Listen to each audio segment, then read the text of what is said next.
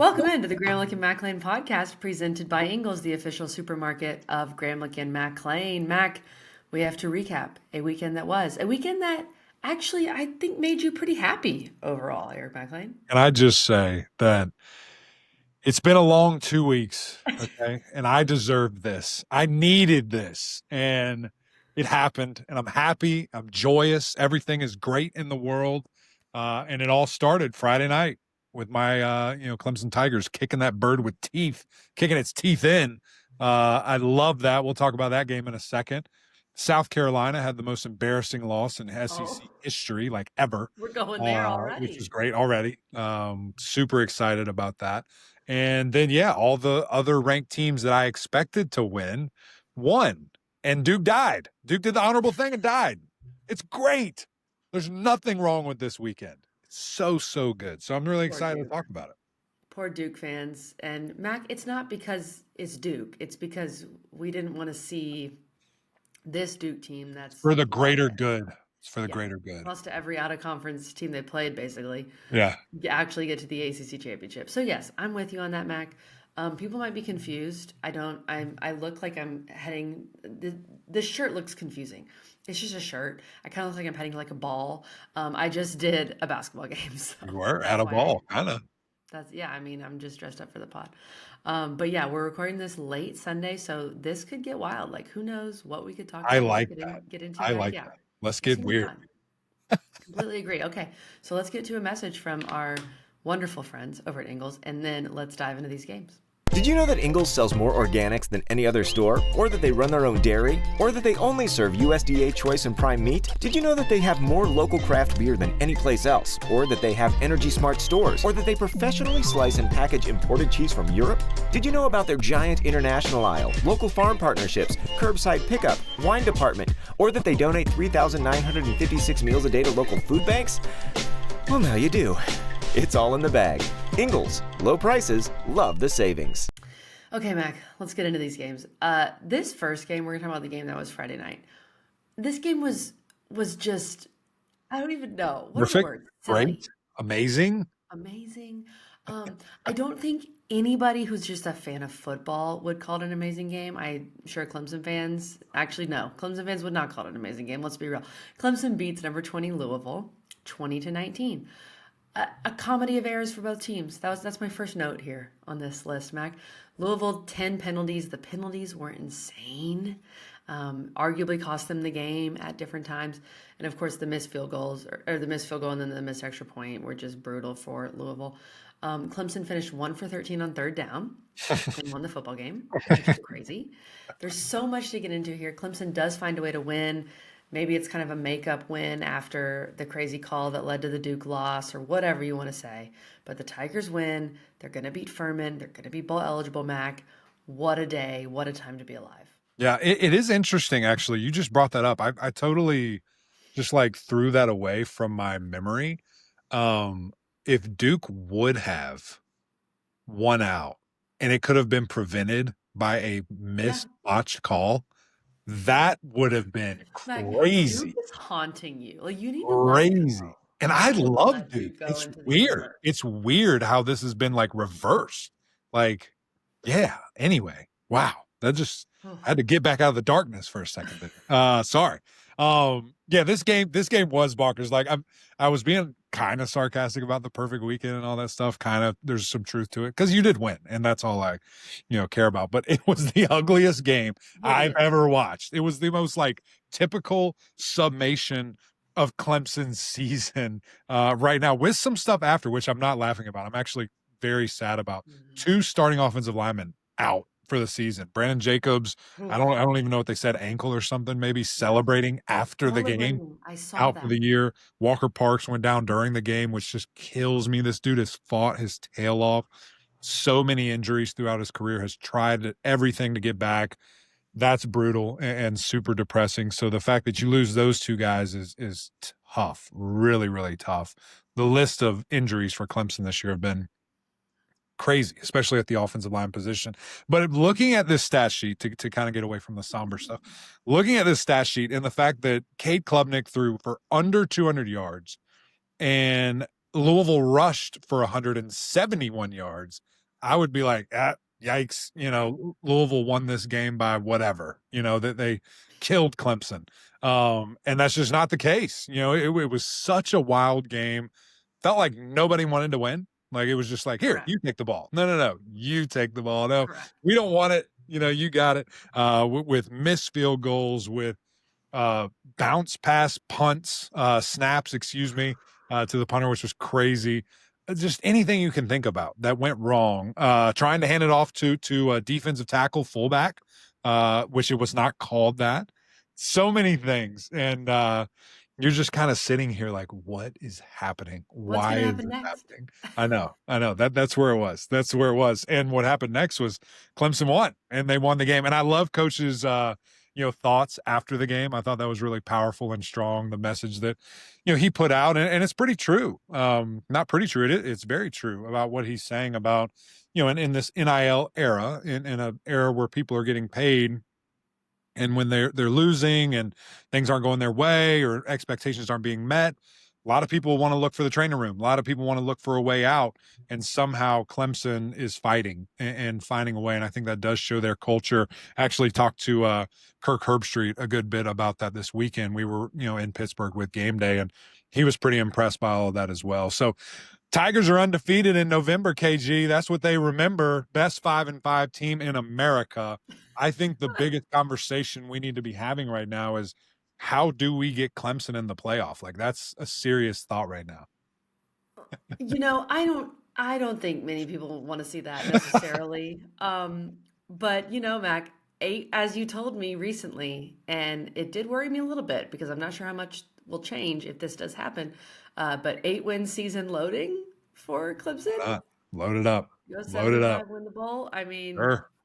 It feels like changes will happen regardless. So I know there is that little, I don't know, what's the opposite of a silver lining? I don't know. There is that out there, that thought of like, oh, we did it, we're fine. No, you're not. Please change. No. 5 losses is never fine, I would say. Mac, I think overall you could say the defense looked better for Clemson. That was a little bit of a silver lining. Offense, not as much. When you hand the ball off to the wrong person, leads to a fumble. It just feels like kind of the errors pile up, even though I thought Antonio Williams, TJ Moore, Adam Randall was fantastic for Clemson. For Louisville, Mac, this Louisville offense just continues to sputter and to make mistakes, even though they did run the ball well, as you mentioned. What did you make of the Miller Moss comments after? Because that seems to be, that we talk about that with Louisville, like, because they use the portal so much, then they seem to falter in November. Is it a culture thing? Like, are you buying into that? Oh, yeah, for sure. And that's been one of my biggest question marks about these teams. And we mentioned it, a little bit last week. I can't remember what day. Maybe it was last Sunday. Just talking about this, like you're bringing, it's a revolving door of people in and out. How do you have any consistency? How do you have anything to lean on? How do you have anything to stand on? And I if he's saying it and I'm thinking it, he's part there. Of the revolving door too. Right. I mean, but he sees it from the perspective of what I'm saying. Like, I don't know. How can you coach those guys hard? How can because they're not going to be there. Why you waste your time? Why are you wasting your time implementing a culture that you're going to have to re-implement again and again and again with a whole different group of people? I don't know. It's fascinating. It's very fascinating to hear that, because that's what I've thought externally. When I hear that from someone internally who has been there for 6 months, maybe, that's a fascinating thing to hear. And I do think there's truth to it. I think there was truth to it a year ago when they have those stupid penalties to lose to Stanford. I mean, it was the exact same thing. Louisville gets to a point where they can control their own destiny, and then the wheels fall off because of themselves. Self-inflicted wheel falling off is not a good thing. And that's just what we've seen from them, for a couple of years here, specifically last year and this year. So I think there's some concern there. But how do you get out of it? Do you just not take the transfers and start with a bunch of freshmen? I mean, it's a weird place. And when you've kind of already created that mindset and I mean, that takes time. So I don't know. it's a very interesting thing, and I guess maybe you slow down with who you add in the portal. Maybe that's a longer process of getting to know, which I don't know how you do that either, because it feels like the portal is just speed dating, and you got to go, get the guys and get them signed. Right. No, and I do think Jeff Rom's going to have to take a look at this, and I'm sure he will, of how can we build our roster, whether it's culture or whether it's depth or whatever, where we don't fall apart every November. Because these have been good teams. They Right. have good wins. They have, times where you're talking about Louisville legitimately winning the league or getting in the playoff, and then November happens. It's kind of similar to Miami, even though Miami maybe is surging back at the right time. It's just really puzzling. And that game too, I mean, Louisville deserved to win the game, I would say. That's probably fair to say, with all the missed kicks and whatnot. But the penalties were just inexcusable. I don't know. That's got to get fixed. Right. And I mean, was a key part of losing the game. It's Yeah. just it's what it is. It is unfortunate. Like you said about the running game, I mean, I thought it was really impressive, to see what Keyshawn Brown was able to do. I mean, he ran straight through dudes left Yeah. and right, bouncing guys off the A turf. few And people specifically. yeah, it was like, oh, look out. Like that's not good. One guy he didn't do that to, Sammy Brown. I do want to touch on him before we move on. That guy is so good, so freaky, so instinctive. Like he's fun to watch. And I feel like he's playing his best ball right now too. I don't know what changed. But and he's played well all year. Maybe that's not fair. But it just seems like I'm seeing 47 every other play doing something crazy. And it's fun to watch, to be honest. Yeah. And, Clemson preserving the bowl streak, as ridiculous as that would have sounded. And I know if they still have to beat Furman, I understand. I'm so sorry. But as ridiculous as that would have sounded before the year. That is the fourth longest streak in America. So I guess there's something there. Mac was a part of that. All right, let's get to some of the happier wins here for ranked teams. Number 15, Miami beats NC State 41-7. This is what we wanted to see, Mac, from Miami. A clean game, Yes. very few mistakes, style points. You dominate. We said win by 30. That would kind of, we feel like, be good in the committee's eyes, even though who knows what the heck this committee wants or what they watch or whatever. But overall, just what we wanted to see from Miami. And that's nice. It really was. And it was a fast start. I mean, literally everything I wanted, check. The box, run game back, 215 yards, plethora of guys getting in there. Without Fletcher. Even without Fletcher, thought the offensive line played really well. Carson Beck, super efficient. I mean, that guy, really was dialed in. 3 touchdowns, having Tony throw the ball, getting him involved. We've seen Marion really step up, number 0, these last handful of games, maybe 3 games. He's been super impressive. Still want to see more from JoJo. He had a big play, big 40-something yard pass completion there, or catch, excuse me. So it's just, it's kind of weird. Really good game though. And I think this is what it takes. And honestly, you and I we need to find some propaganda here and start throwing this out. Like this Miami head to head with Notre Dame, and the fact that they have that, that the closer Miami gets, the more that's going to have to come into consideration. And this committee has to make a tough decision here, because that should matter, especially as they get closer. And if Miami does what they can, which, just let me pull up their schedule real quick, with Virginia Tech this weekend, at Virginia Tech, they will slaughter those dudes. They should. We'll see. And then at Pittsburgh, we just saw Pittsburgh. The one thing, and I'll say this, I know we're going to touch on the game entirely. Pittsburgh looked tiny compared to Notre Dame. They looked so small. Miami's bigger than Notre Dame. So, just kind of do your thing. We'll touch on that game and some other thoughts there. But Miami's going to be in a real interesting spot here, at presumably, 10-2, and maybe forcing the issue. Right. Now, the thing that hurts is that Oklahoma beat Alabama. That sucks for this, where we thought Oklahoma would be out, Texas would be out. Miami can leapfrog a couple of spots. Utah also looked very good. Now, they played, School of the Blind and Baylor right now, who they're dealing with all kinds of issues, can't stop a bloody nose, and Utah exploited all of that. But there's going to be some obstacles in front of them that just makes you think, golly, if we could have just handled business, if we could have just done a little bit more, How different could this be? But hey, control what you can control, do your thing, and it'll be interesting to see where Miami can end up. It's a great point. I mean, obviously, if you just beat SMU or Louisville, like you still can lose one of those. But the I other, and know. I know Miami fans don't want to hear that because it's obvious. But I love what you're saying about Notre Dame. And you know what? Let's just get to Notre Dame real quick because Come on.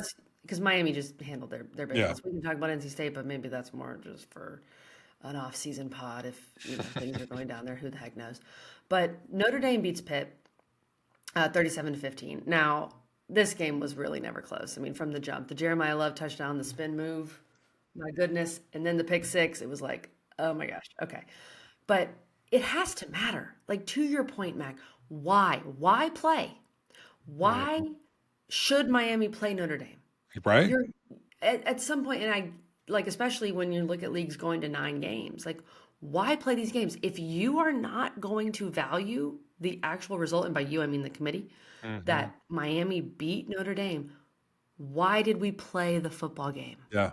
It's just crazy to me. Completely agree. And even more so, I don't know if you're the ACC, why are you doing this? Why are you making this schedule? Why are you giving Notre Dame a schedule?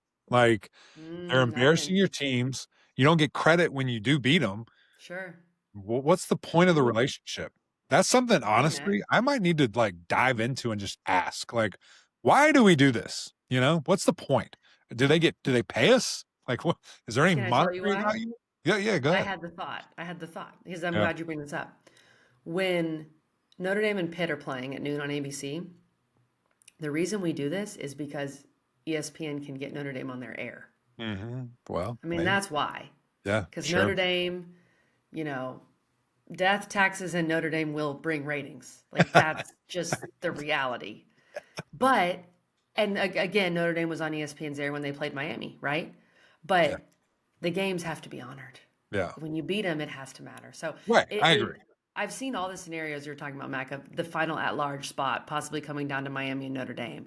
And there's nothing a committee loves to do more than put Notre Dame in there. So for sure, we'll see. And that's why that's why the style points matter. That's why beating NC State like they did matters. But that's kind of, we've made that point. I think with Notre Dame Pitt, I mean, tell us more about your experience there, Matt, because you talked about seeing Pitt in person. Yeah. And just, it was a tough one. Heinzel looked like a freshman.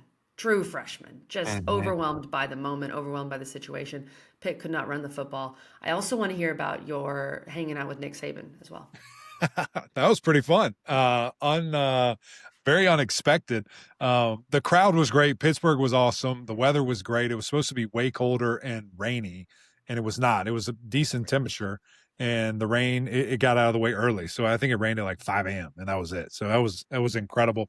Crowd was amazing. Yeah, it was so sick. We were very close to game day. We were right next to the stadium. So it was just a lot of synergy, going around with people hanging out and, bringing signs over, chanting, cheering super loud. It was awesome. It was really, really fun. The way to do it if something of that nature happens again, for sure. Just having that crowd all in one spot. They did an aerial drone view where, listen, game day's footprint is obviously different. They're huge. It's a massive, massive thing. And you see that, but then you see ours too, and it looks great. It's really cool to kind of see the aerial of both of those right next to each other. So that was sick. And it was a ton of fun. Everybody in Pittsburgh, top class, took care of us and all these things, which was super great. And then the ball kicked off and you're just like, yikes. It's all over.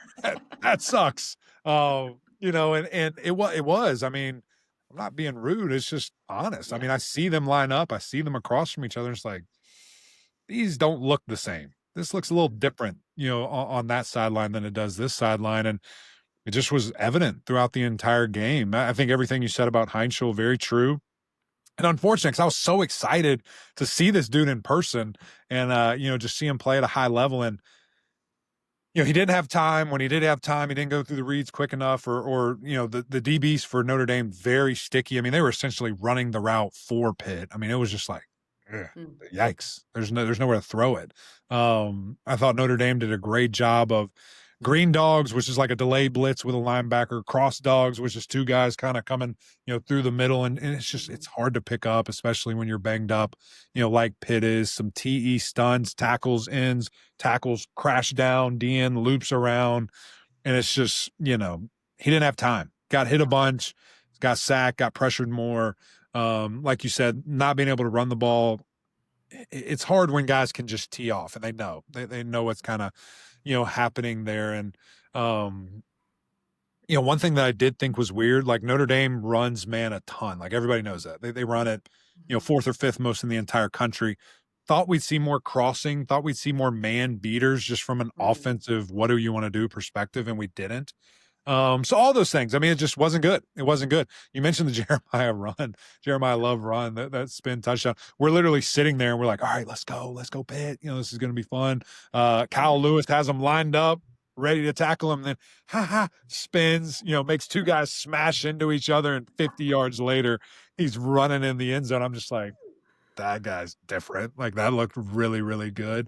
So it was just that time and time again. And then you mentioned the pick six. I mean, it was just a really bad decision, really bad throw, kind of there. So, Notre Dame just outclassed them and, they look good in person. Had a couple picks. Pitt was able to create, but just, not enough to really do anything. So, big opportunity for Pittsburgh this weekend. But here's where we are. Hope you don't capitalize. Hope Georgia Tech kills you. So it's just part of it. Sorry. That's the mood I'm in with these ACC teams right now, KG. Mac is so done. Oh yeah, nonsense. I'm sacrificing everybody but Virginia and Georgia Tech. Like that's where we are. And Clemson, I want them to win out, but they don't play anybody else. We're good. All out of conference here out. That's right. Mac he's been taken to a dark place. He's back in the light now, and he doesn't want to go back. See the light. I'm sprinting to the light. I'm sprinting. Well, speaking of that, Mac, speaking of teams getting sacrificed and doing their job, BC did what you wanted them to do. But it was way closer than expected. Number 16, Georgia Tech beats Boston College 36-34. This game was, first of all, honestly, highly entertaining football game. If you didn't know BC was 1-9, you'd be like, great, this has been just a great game. And then you see the records and you're like, what is happening? It's a little confusing. But I thought the Georgia Tech offense, they scored the ball. I still thought some of the issues from NC State settling for field goals in the red zone were a problem, right? But the big plays were there. Malik Rutherford, Eric Rivers, just explosive at the receiver position. But what Boston College did to them offensively, Lonergan back in the game, just the rotating quarterback carousel for BC, Turbo running all over him. Like it reminds me a little bit of Miami last year where it just feels like this defense is a true liability. Right. And you're going to have to outscore whoever you play. And Georgia Tech's doing that. At least they didn't against NC State. They did it against BC. But for Georgia Tech's bigger goals, winning the league, beating Georgia, the defense really worries me. Yeah. Yeah. So the thing with me is I'm kind of the way I'm looking at this is I'm combining Texas A&M, their game. Okay. And how bad, playing a horrific team, a terrible team in South Carolina, and allowing them to be in it. And I'm combining that with Georgia versus Texas. So Georgia and Texas A&M combined is Georgia Tech. That's what you have here because you have a team that just let a team hang in and let them stick around with Boston College, who is one of the worst teams in the country, the worst team in the ACC. But then you score 19 freaking points in the fourth quarter. You show grit. You don't die. You don't quit like Georgia did against Texas, 21 points in the fourth quarter. So it's really weird how strange this season is, how strange college football is. And does it, tick me off that they didn't blow these guys out by 40? Yes, but football's hard. And college football is hard, and you never know what to predict. You can never know what to do. Now, there are also, I mentioned those alarm bells that were off in the distance. They're right here, very loud. This defense is not good. Right? They're not playing. It's deafening. They're not playing well. And you've got a Pittsburgh team that's hurting, wounded animal, back up against the wall that, before they play Notre Dame, really good offense. Are they going to be able to take advantage of this? Are they going to make it a crazy game down in the flats Saturday night in Atlanta? That terrifies me, just to see those different things. But I know in my heart of hearts, Haynes King is a monster. He's not going to let these dudes suffer. He's not going to let them. He's going to do everything he can, to win the game here. Just another casual 430 plus yard game from him, multiple touchdowns. And, just he's a monster. He's such a great player. And I think the other point that you made, other guys stepped up too. Yeah. Like other guys had big explosive plays.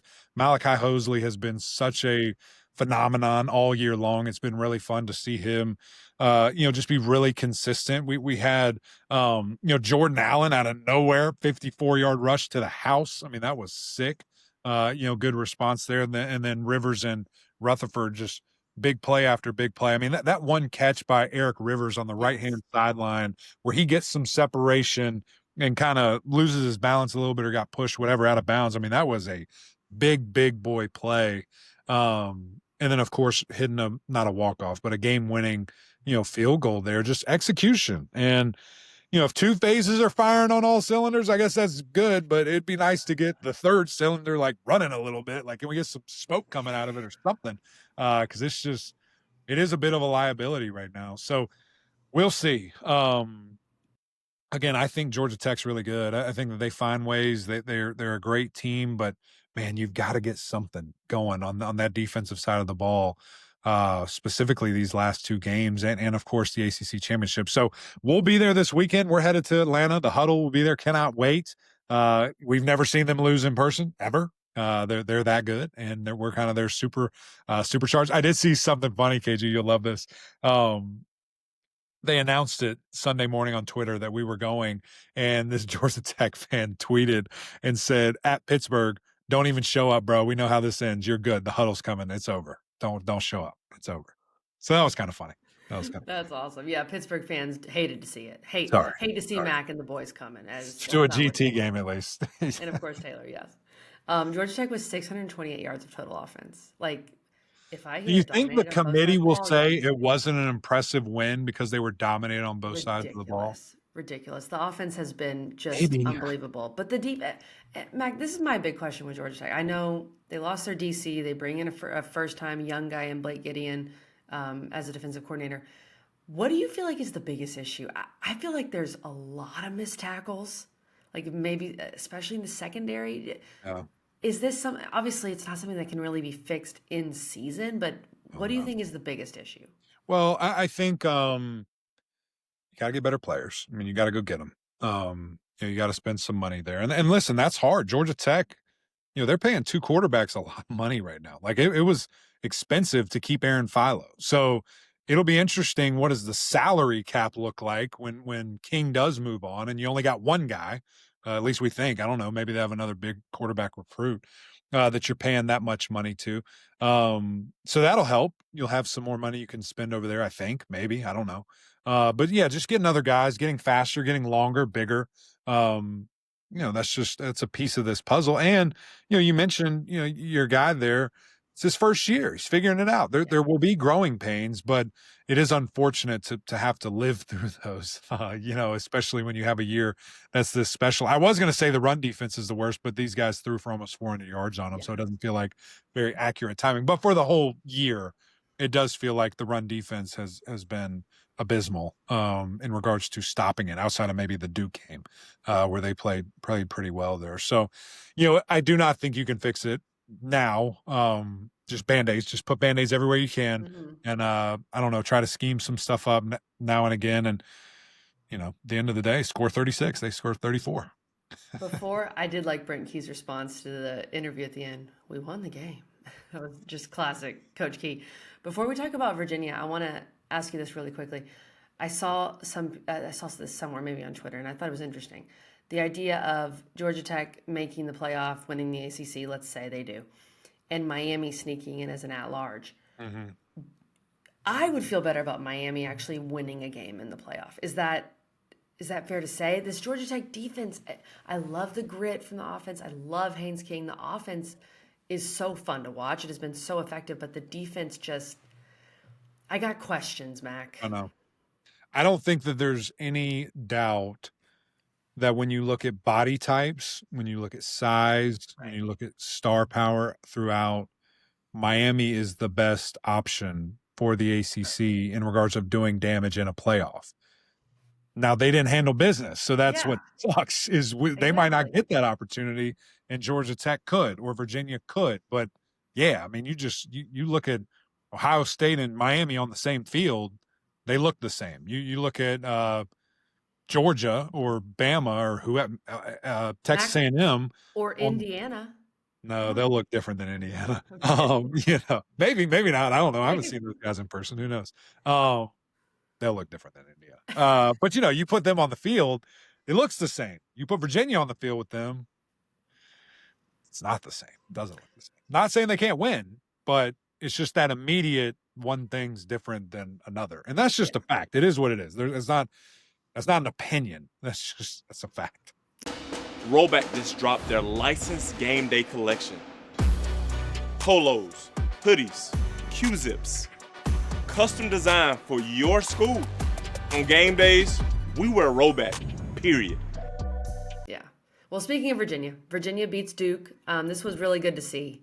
Somewhat dominant. Duke, I'm sorry. I'm not happy about it. It's not you, Duke. But I am. But I am. ACC. Well, I mean, it is you, but you know what I mean.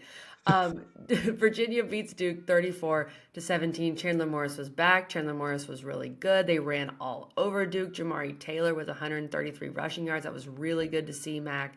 This may have been Virginia's most complete performance of the year, perhaps outside of Florida State. Yeah, KG, it absolutely was. And just to peel back the curtain a little bit here, you talk about that dark place. It's a theme, and it's always with these Blue Devils absolutely kill me. So I'm on the plane watching this game, and there's a couple other ACC games on as well at this time, and so I'm watching the Boston College Georgia Tech game because it was not supposed to be close, and it is. Wasn't supposed to be entertaining, but it is.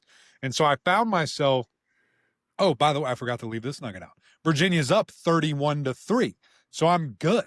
Don't care. I'm not watching that, except for switching when maybe a commercial.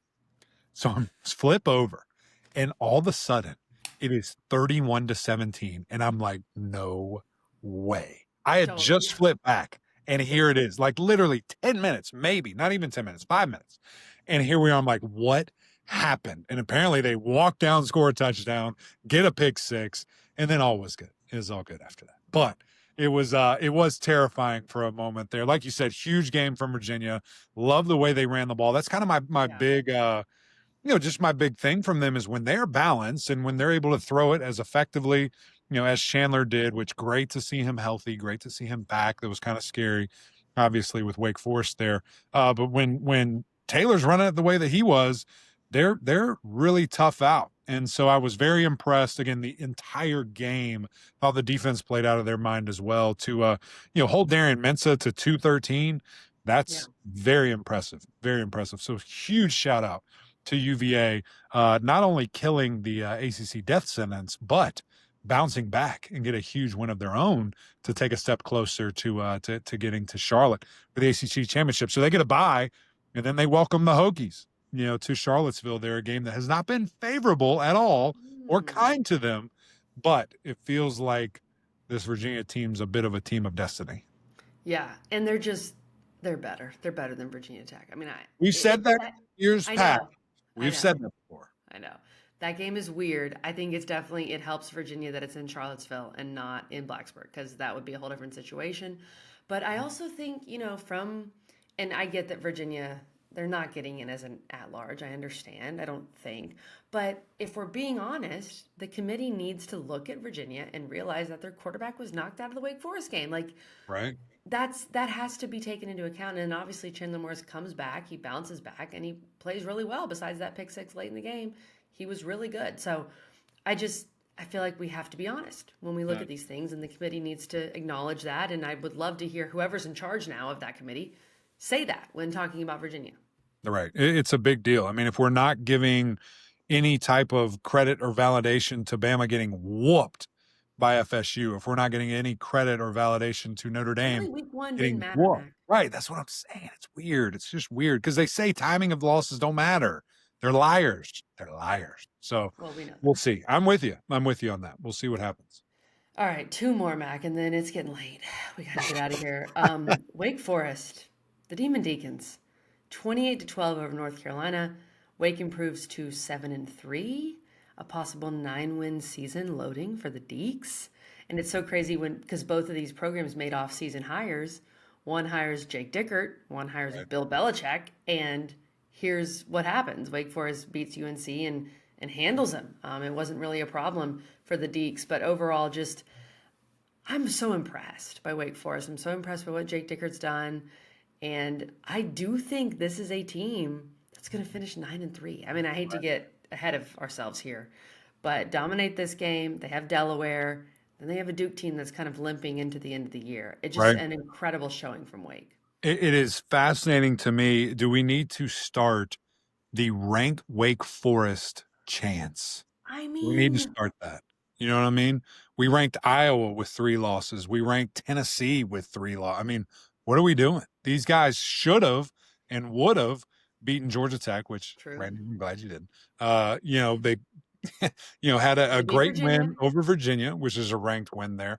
Beat SMU.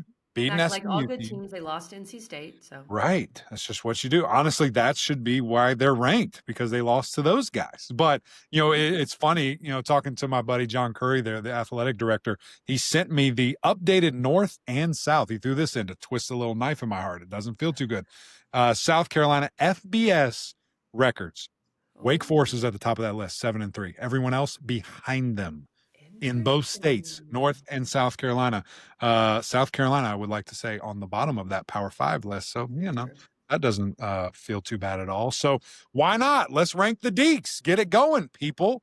Make it happen. Jake Forrest is lit. This guy, the job he has done, we can't rave about it enough. I think what was it? 4 wins, 3.5 wins, whatever it was, the total. I think their win total is probably 3.5. 3.5. I mean, what are we doing? These guys are going to win maybe 9 games. They're going to win. That is nuts. Absolutely nuts. The job that he's done, how it's looked, the defense, the way that they've played.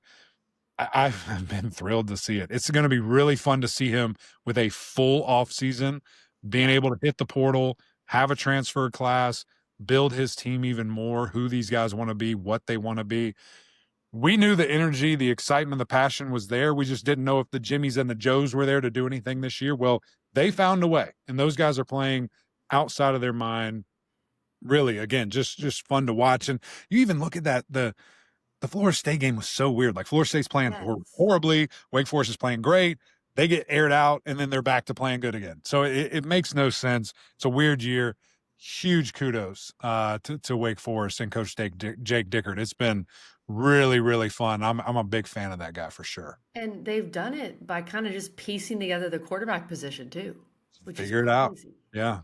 Imagine you instantly upgrade that, and and how different does it look? Now you're going to lose Claiborne next year, right? Like, huge piece. But hopefully you've got some other guys you feel really good about, and maybe go get another guy. Who knows? Proof's in the pudding. Mm-hmm. Okay, you mentioned the crazy Wake Florida State game. Florida State beats Virginia Tech by 20. Florida State's 5-5. They beat Virginia Tech 34-14. Deuce Robinson was really good. Florida State was able to run the ball really well. And it's kind of the big picture question now, like, does Florida State make a bowl? And then what happens big picture? The last couple of weeks of this season in the ACC are going to be fascinating. They're going to be bonkers. And again, with Florida State, I just – you're 2-5 in the ACC. I get it. That stinks. You beat Bama. I mean, I don't want to keep harping on that. And maybe Florida State fans are sick of hearing it, but it's true. And you dominated them. So does Tommy Castellanos get another year? Do you go get – I said this earlier on another podcast. Do you go get Lenore Sellers? Stop. Could you imagine him with Gus?